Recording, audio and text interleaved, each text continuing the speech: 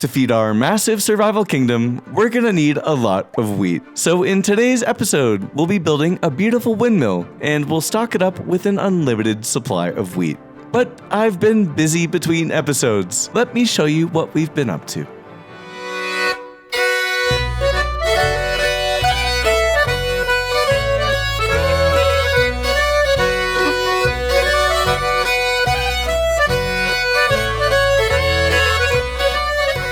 You can kind of tell that I got carried away.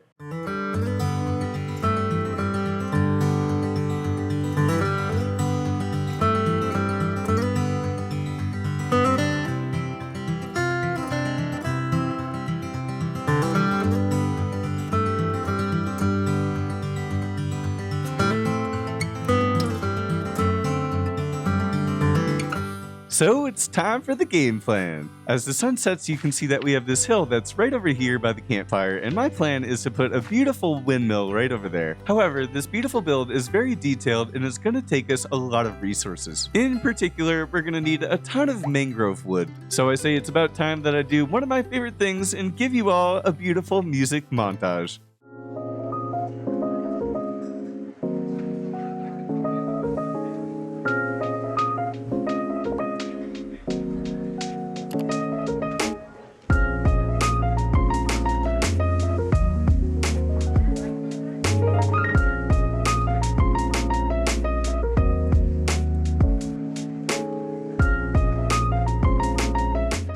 Oh, I thought it was a mangrove swamp. I've been doing this for days now.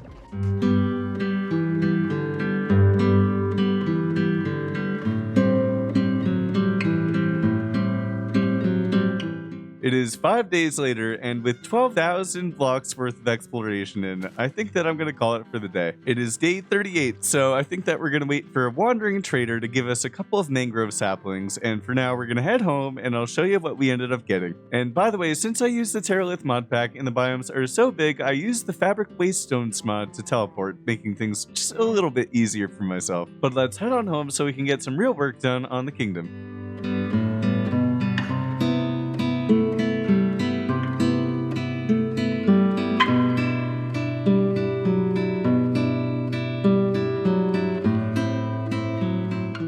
And we are back at the kingdom. It feels good to be home after so many days of exploration, and although we don't have mangrove logs, we do still have a pretty bountiful harvest. I did discard the wood that we collected, but if we hop into here, you can see that we have 2 diamonds, 5 blocks of gold, a couple gold ingots, 4 emeralds, a couple of golden tools, and I think that I'm gonna hang up this silk touch golden hoe. We got almost enough obsidian for another portal, a ton of gold, some glistering melon slices, a couple of acacia saplings, some hay bales, along with a saddle, which is a huge find, and a couple of coast armor trims. We'll grab ourselves some leather and make ourselves an iron frame so that we can hang up this golden hoe. I really think that it looks nice when you're coming in the house right here. But speaking of awesome hoeing, it is just about time for us to solve the main goal of this episode, which is solving the food crisis for our kingdom. I did want to show you this little cave inlet right here with a lava path that goes down to a ginormous cave, and we totally need to do something with this place. You may remember in the first episode that we ended up digging out this big cave, which was going to be a big part of today's episode. And that is absolutely true, and I've been chopping away, but we have to finish it up today. You see, every good kingdom needs wheat, and it's our job to get a stable food source. So out of eyesight here, we're gonna have a wonderful automatic wheat machine, but it is just about time to start on digging because we have tons of cleaning up to do around here. And we'll talk a little bit more about the farm when we're done with that.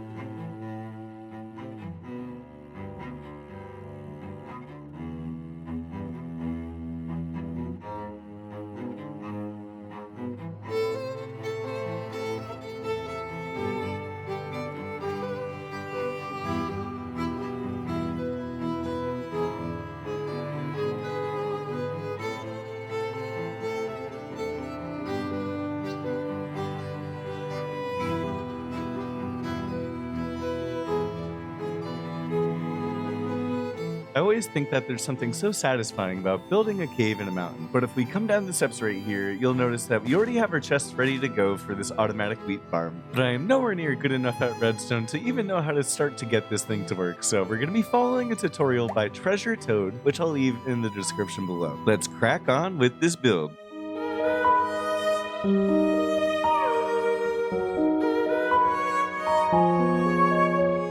On day 48 of the Survival Kingdom, our food crisis has been resolved. So we have this huge terrace looking thing right here, and if we go up to the top, you'll notice that we have 3 dispensers, and in each of these dispensers, we have 1 water bucket. You'll notice if I jump on the back right here that there's a little bit of a redstone line going on the back, and if we come to the back of the build, you'll notice that we have another redstone line that comes through right here. We have 2 streams of water which will be hydrating the crops, and if we cut through right here, you can see that it goes all the way down here. There's a row of hoppers right here which will feed our drops into the chest. The glass block right here allows for us to open the chest without any obstruction. And so what we do is we press this button right here. All of our crops will be planted, and you'll notice that a water stream will come down to wash out all of the crops, which will go into the hoppers, and then we can collect them from the chest right here. And when we want to get rid of the water, all we do is we hit the button once again, and you'll notice that the dispensers will pick up the buckets, and then we can replant the harvest. So the last thing to do is to take our trusty iron hoe and get all of these seeds planted.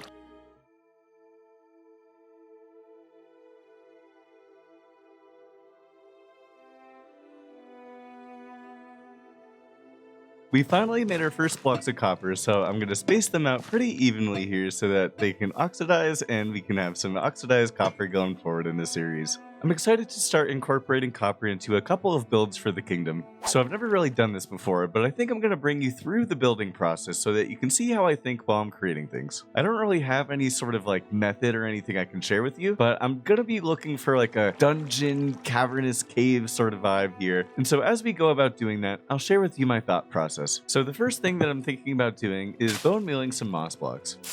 It's going to add that lush vibe that we want going on here, and I don't want it to interfere with the redstone, but we'll put it in other places just like the back corners here. I think that here and there we're going to put a couple of extra dripstone blocks just to give that extra cave vibe. It really matches well with the dirt here. And now that's looking pretty good, I think. This place is already looking a lot less dull, and I already see a couple fully grown wheat crops, which makes me a very happy man. I think that I want to hang these blocks with chains up on the ceiling here, and I think that we're going to cover them with trapdoors as well. I think some trapdoors up front will look good too. And maybe we'll also flip them up on the side right here too. That way at least the part that we access looks a little bit better. But I'm not going to do that across the entire thing right here because I just don't want to waste that much wood. Now, as for the rest of the build, I'm going to take a bunch of these spruce leaves right here, and I think that I'm going to make a little bit of like patches and that sort of thing on the ceiling. Just like there's little clusters of vines and whatnot. I think that these bush-like things spread across the entire cave right here will give us the vibe that we're looking for. I'm also going to remove these sand blocks right here, and we have a little bit of glass that just melted. So let's crack on with getting these bushes in the cave time-lapse style. Make it good, editor slip. Also, I just realized that today is officially day 50 of this Let's Play. I'm happy with our progress thus far, but we still have plenty of work to do. Now let's start chunking away at this cave.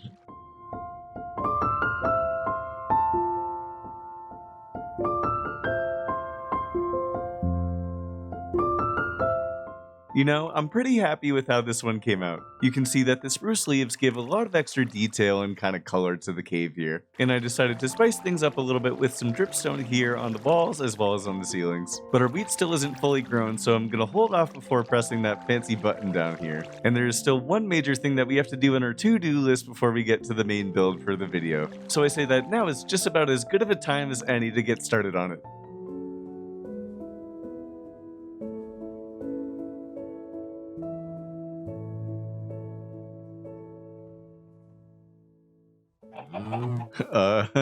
I don't know how this guy got in here. It must be from one of my 100 days that I'm doing on my main channel. He actually fits in really well with this biome too, I think. So as we've discussed, we're going to be making a massive automatic wheat windmill right over in this area, right over here. But it would be nice to have a nice easy access way of getting to the windmill right from our house right here. So I'm thinking about making a bridge in this area right here. We'll take our materials that we have in this chest right here. We have a ton of wood, some campfires, some fences, some andesite and stone. I also collected a little bit more wool and dye yesterday. And of course it starts to rain while I'm recording this. But this bridge is probably going to look a little bit different from the one that we have over here. It would be cool to use the white, blue, and orange color palette once again, but I'm just going to go with wherever my creativity leads me. So let's crack on with this build.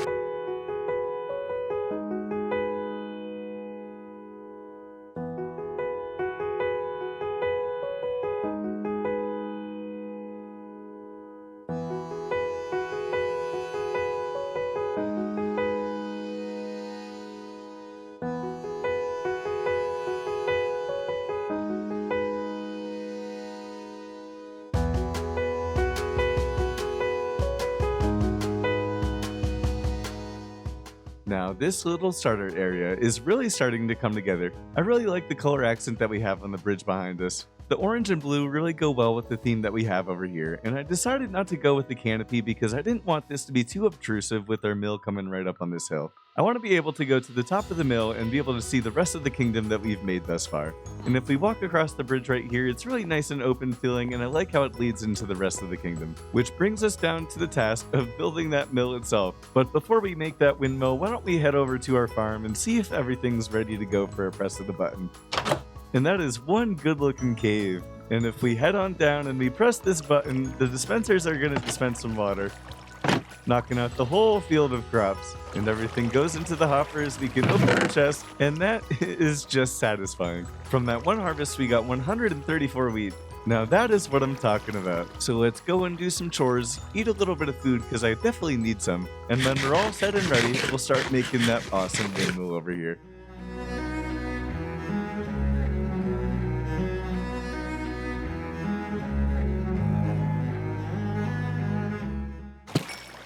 Come on. And there we have it. More diamonds. How many are we gonna get? Okay. I'll take a net total of 3. I guess we'll explore the cave a little bit more though. And a third vein. Let's get it.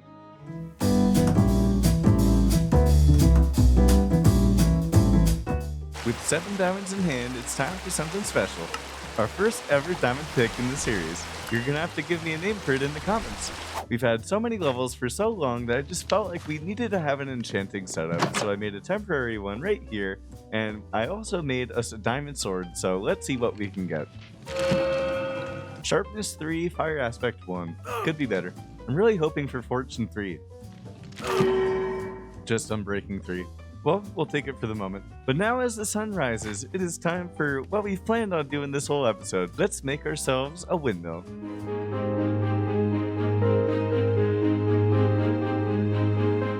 I'm currently digging out the path to the windmill, and right here there's this awesome cave, and I think that this is going to be where we put our nether portal. It'll be kind of sunken in the background, and even if you go back here, there's a cool little vine area which we could make like a little treasure spot or something like that.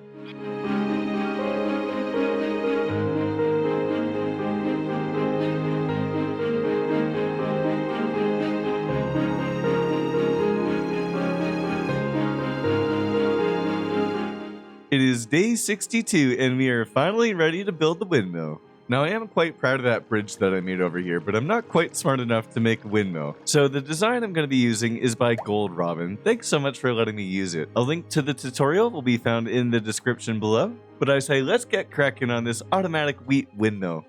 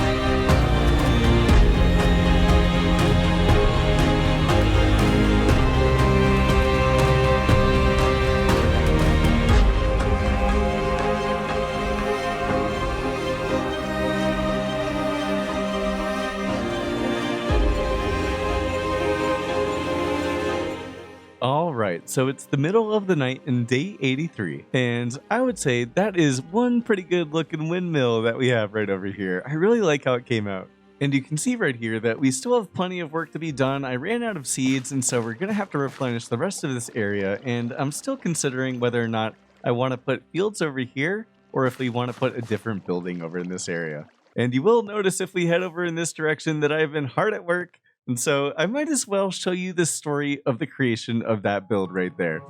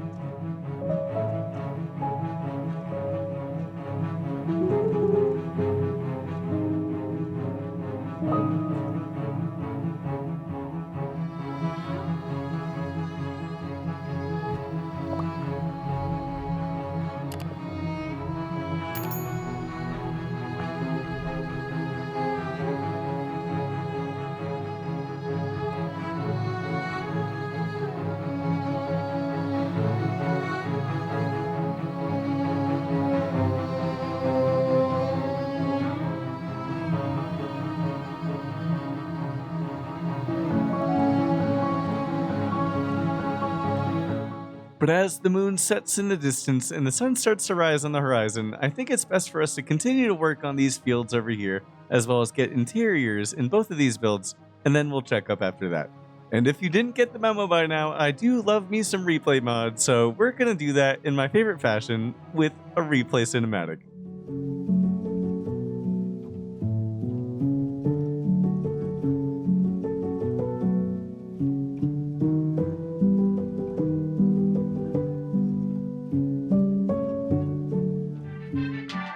Now this place is really starting to look like a kingdom. We've got this beautiful bridge which completely follows the color scheme that we have with the rest of the kingdom. And as you can see on this side of the river, both of our builds are completely finished and we have interiors for them both. In a later episode, we're going to do a ton of work on path building. I think it would be awesome to have stone paths and walls going across the entire kingdom to give that sort of industrial vibe. But if we head up here, we have tons of hay bales. We have a little bit that I missed, I guess, in terms of planting seeds. But if we head over here, we have a little path that comes from this house, which I'm not sure what the function is for it yet. You'll have to let me know what we should use this building for in the comments below. But as we head along the path, it winds around over on this way where we have tons of wheat fields all throughout the distance. And I love the feeling of having a massive wheat field. I think that this area over here will be a cool place to house a tower or something like that. I just want to make sure that it's tall enough so that we can see it from our stutter house behind us. And I know that we discussed putting our nether portal in this area right here, but I've actually got a better idea for it and we're going to wait for the next episode. If we come up here, we have a little bit more of a field that we still need to plant, but if we head into the house, you'll notice that we have a fully done interior. I mean, it is a little bit simple, but I do kind of like it that way. This place will probably hold a couple of miscellaneous items, kind of just odd end storage, and we have more storage up here off the ladder. And if we place our ladders back down, it heads all the way up to the top right here. We have more storage area, although there's not much of a view from up here. However, there is one more floor. We can head all the way to the top and we can see everything that we've made thus far from the top of this tower. And I gotta say, I really like how this kingdom is starting to turn out. But today's episode isn't about this building that we're standing on top of, it is about this beautiful windmill that we made. And as we make our way over to the windmill, you'll notice that we have some extra detail with some spruce trapdoors right here. And if we open the door, we have a fully done interior as well. Whenever I make interiors, I don't really have anything in mind. I kind of just go with whatever my creativity leads me. And I love all the different textures and patterns that we have in this building.